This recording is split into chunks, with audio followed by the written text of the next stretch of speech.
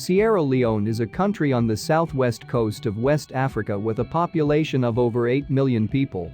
It is bordered by Liberia to the southeast and Guinea, surrounding the northern half of the nation. Sierra Leone has a tropical climate with vegetation ranging from savanna to rainforests.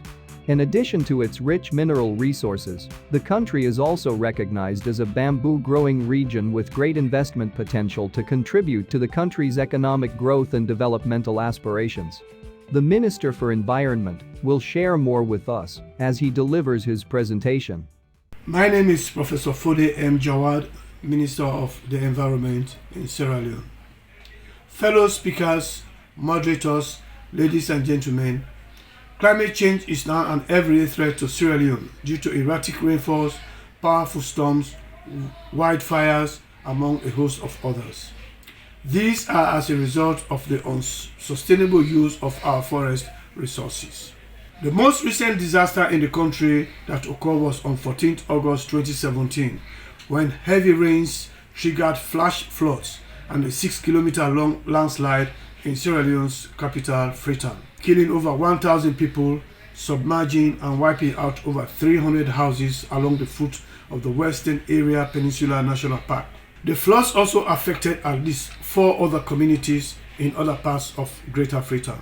The Western Area Peninsula National Park is surrounded by mostly fishing communities who depend on this forest for source of energy for fish smoking.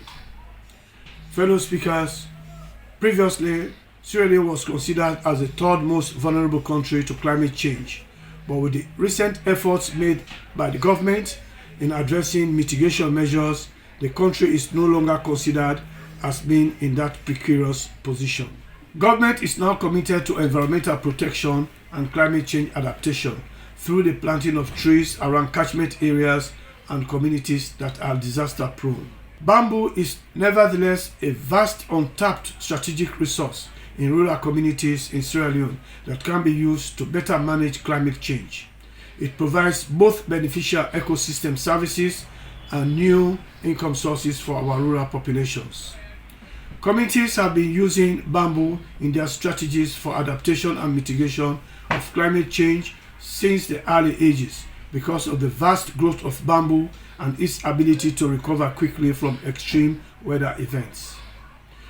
Bamboo is also a perennial, drought-resistant and multi-purpose non-timber forest product that easily integrates into agriculture, including for homesteads as a boundary plant and reforestation of degraded areas, which makes it very suitable for climate change adaptation and mitigation. Fellow speakers, in Sierra Leone, bamboo and rattan resources can be grown, found everywhere, and are considered not only neglected but as invasive plants that are posing challenges to local farmers.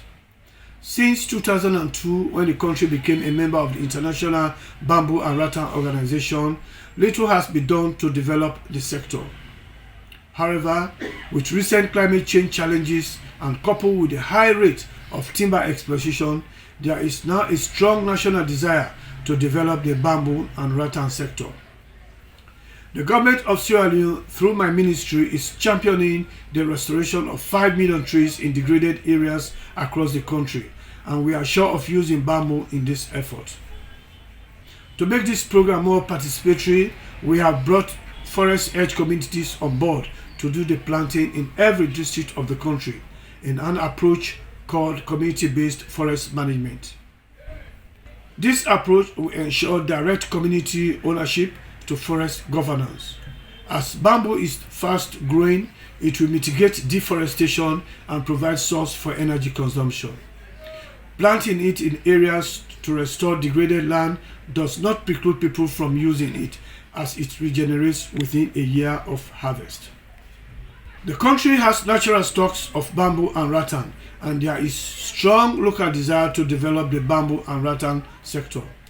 Since becoming a member state of INBAR, the country has participated and benefited in several trainings, study tours, and regional symposiums organized by INBAR and its partners.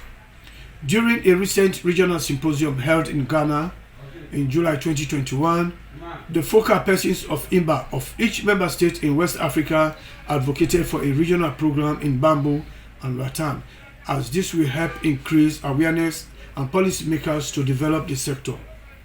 In mid-October 2021, my ministry, through the Forestry Division, in collaboration with INBAR Regional Office in Ghana, engaged the private sectors, donor agencies, including EU, UNDP, Chinese Embassy in Sierra Leone, and FAO, and also the bamboo and rattan artisans to discuss the way forward on the development of the bamboo and rattan sector. With the facilitation of the Forest Division, donors discussed, identified, and reached consensus on the actions required, among which was to develop a national bamboo and rattan roadmap. In efforts to develop the sector, we now have a draft roadmap with overall objective of optimally tapping the potentials of Sierra Leone's bamboo and rattan resources for job creation, income generation, biomass energy, land restoration, and climate change mitigation. This objective is to be pursued through collaborative efforts grouped under 5 action clusters. 1. Mapping of bamboo and rattan resources and artisanal assessment. 2. Stakeholders and institutional capacity building. 3. Policy framework development. 4. Business development. And 5. Sustainable land management. My ministry is now in search of support to do the following. A. Validate the roadmap for implementation. The implementation of the roadmap shall be coordinated by Forestry Division in my ministry in partnership with INBAR for technical supervision. B. Plant bamboo in degraded areas around fishing communities for energy. C. Enhance private sector to invest in the bamboo and rattan sector and strengthen our South-South cooperation. D. Develop the capacity of the local bamboo producers and place them into community-based forest management committees to manage their own bamboo plantations for their livelihoods. And E. Use sustainable and fast-growing bamboo trees for community adaptation to climate change. Ladies and gentlemen, on behalf of the government of Sierra Leone, I wish INBAR and all its member states a very successful multi-actor webinar on bamboo sectorial development for a green circular economy in West Africa. I thank you for your attention.